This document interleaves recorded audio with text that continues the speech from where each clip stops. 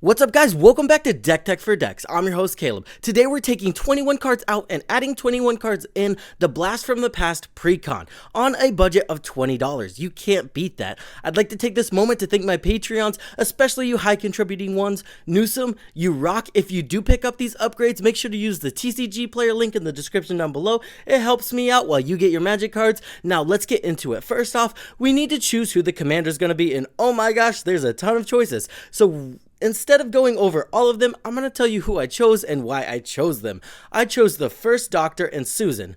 Mostly because, one, the First Doctor, you get the TARDIS right in your hand, so it's kind of like having 3 cards in your command zone. And then Susan's going to be awesome just because she's consistent ramp. So now we have solid ramp, we have a way to buff our creatures up with the First Doctor, and we have a giant TARDIS that's hitting face and giving our spells cascade. Kind of busted. Additionally, we did go through this deck. We took a lot of the doctors out because they had to print a lot of the doctors, and they shoved the majority of them in this deck, but doctors don't synergize that well with each other. Some do, but some don't. So we took some of them out. We took some of the companions out that were clearly for a specific strategy. And then what we did instead was throw in a lot of cards that copy the TARDIS, clone the TARDIS. We want multiple copies of the TARDIS. That way we can cascade multiple times. We have a lot of doctors. Why not have a TARDIS for each doctor, right? Additionally, we went in and added some more consistent card draw. Some bombs went down in price recently, so I shoved them in this deck tech. That way you can buy them cheap before they go back up in price. So if that sounds like a deck tech upgrade you want to get into, let's get into it. Let's kick it off with those card draw options because we got to buff those rookie numbers up. We have Fathom Mage and Dusk Legion Duelist. Now these guys are solid because whenever we trigger a commander and we get a 1/1 counter to put on a creature, if we choose these two, we're going to get to draw a card. Orin Frostfang. Now this card used to be $20 and is now down to 3 something. I cannot stress this enough. Pick this card up. It's going to be amazing in your green decks. It's going to also give your TARDIS some solid protection when it's swinging in, and we have a lot of other creatures in the deck that are just going to get pretty big, and we want to disincentivize blocks any way we can, so Death Touch is a solid way to do that while we're getting a ton of card advantage. Shirakai Genesis Engine. Now this is going to be a bomb in the deck. Not only is it going to sift through your deck pretty fast with that first ability to draw 2 cards and then discard a card, you're also going to get pilots. Now, a cool thing about these pilots is we can use them to then crew the TARDIS and the multiple TARDIS copies we have on the battlefield. Biden of Thassa, again, this is going to draw us cards whenever we're getting in for damage. Additionally, we can force an opponent to attack. Now, they can attack us, but mostly we want to force them to attack if they have a lot of blockers up, making sure that we can get our TARDIS through with ease.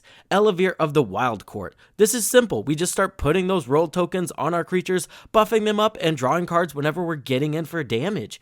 Rishkar's Expertise is going to be solid. There is a lot of value with this card in Cascade because if you cast it and it cascades, you're going to get 3 total cards off of that, and you do get to draw the cards before you pick the card with 5 CMC or less to put onto the battlefield or cast for free. Windfall is a super powerful card. It's super cheap. It's only 3 mana, and it can draw you a ton of cards. You can't complain. Let's get into those cloning effects. We have Mirror Maid. It comes in, copies the TARDIS, does exactly what we need it to do. It's funny because cards like this are also very flexible. If we need to copy something else, we do have that option. So cards like this are just flexible in nature, and that's just going to add to the power of this deck. Sculpting Steel, another solid way to copy that TARDIS. We have Mirror Image. Now, this one does say copy creature, and you might be saying, hey, TARDIS is a vehicle. If we crew it, the TARDIS becomes a creature till end of turn, and we can go ahead and copy it. Clone and Clever Impersonator do the exact same thing. We also run Lochiel. Now this can draw us some cards here or there, but mostly we want it because the TARDIS is an attack trigger, so we don't really have to get through for damage. So even if they have a lot of blockers, if we have Lochiel on the battlefield, we can easily swing in and our TARDISes will be safe. Swiftfoot Boots is going to be solid because once they figure out what your commander does, they're probably going to want to remove it. Nardole is just another solid card to put the 1/1 counters on. This way we can tap him for a ton of mana. Cultivator of Blades. I like this one because again we can start putting 1/1 counters on it and buffing our entire board of TARDISes up. Sun Titan can retrieve the TARDISes from the graveyard or any other low CMC spell It's a very flexible card and it smashes face, so I approve. Farseek, Nature's Lore are going to be solid ramp cards, and then we have Disenchant just because it's cheap and effective for what it does. Now, before we get to the cuts, I just want to add this disclaimer. Do not hurt me if I cut your favorite character. All of these cards were cut from a pure gameplay perspective. Barbara and Ian. Now, I'm pretty sure these two could make a really cool Saga deck together, but this is not a Saga deck. It's just a deck with some Sagas in it. So I would definitely recommend these guys for your Saga decks, but not for this one. Leela's a 4-drop that just grows just very slowly, so it's not really worth it in my opinion. Ramona, now this one could be awesome if we were creating a lot of tokens, but we're mostly cloning the TARDIS. We're not really creating tokens, if that makes sense. The second Doctor, I really don't like effects like this because if you think about it, you are drawing 1 cards and your opponents are drawing 3. So if you're ahead, they're getting the ability to draw into more answers to stop you. But some people love playing like that, so for all of you group hug people, this is definitely still going to be a solid include. We have the K9. Now, I do think this one's going to see play, especially in decks where you want to get in for damage. There's a lot of decks that care about their commander attacking and connecting. So for those decks, this guy's definitely going to be solid, but in this deck, we don't really care if either of our commanders attack. One just gives us value and the other one taps for mana, so it's going to be a no for this deck. The third Doctor, he looks like he might be a solid include until you realize as soon as we crew those TARDISes, his power is going to go way down, so he's definitely worth a cut there. I also kind of wish his second ability was an attack trigger instead of an ETB, but hey, it's whatever. The 7th Doctor, I mostly cut this guy because he's pretty inconsistent and kind of expensive for what he does. He's basically just going to create you a clue a turn, and sometimes you'll get an extra spell. That can be busted, but it takes a lot of setup and can kind of be inconsistent, so I just went ahead and cut him. Joe Grant, 3 mana to cycle a card seems just really bad. You should just probably play better cards that don't want to be cycled all the time, if that makes sense. Or you probably want to play this girl in a Reanimator deck where you can cycle your 8-drop and then reanimate it for 1 mana. I could see that argument. Vreston. Now this is a very, very cool card and it kind of hurt me to cut it, but Cascade just doesn't pair well with X-drop creatures because what will happen is we'll Cascade into it, flip it off the top, we'll cast it, it'll enter the battlefield and die because X is 0. So I kind of just cut it so you never have the option of getting that feels bad, but this is a pretty awesome creature in my opinion.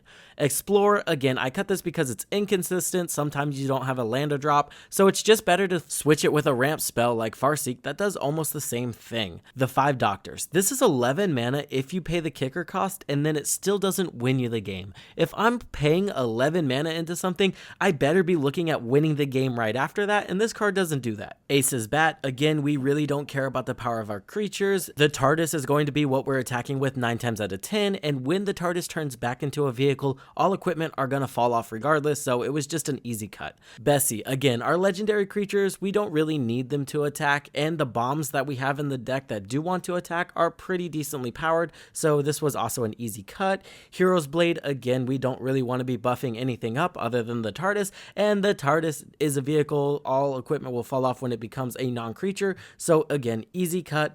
And then we went ahead and cut some of the sagas. Now, these aren't terrible sagas, but one just gifts creatures out, which if someone has a sack outlet or a way to utilize those bodies can really hurt you. The other one creates some 2/2 salamanders that will then kill a 2/2, so I mean, I don't think that's really worth it either. Day of Destiny, now I get why this was in the deck. There was a lot of legendary creatures in the deck. There's still a lot of legendary creatures, but the number one plan is just attacking with the TARDIS. 500-Year Diary. This is going to be amazing in clue decks, but since we switched the commanders out, this becomes a really inconsistent card, so it could be 4 mana, tap for 1 mana, and that's just a terrible return on your investment, but if you are playing a clue strategy, this is going to be solid. Heroes Podium, again, same thing. Buffing our legendary creatures is kind of a secondary strategy. The first strategy is just to cascade into broken spells and overwhelm our opponents with value. That's going to do it for the deck tech upgrades, guys. Subscribe if you want to see all 4 of these. I'm doing all of them, you know it. And last but not least, thank you again, Patreons. You guys are amazing. It's the best way to support the channel if you want to help me out. I really couldn't do it without you guys. And as always, I hope this helped you in your deck building endeavors. I'll see you in the next one.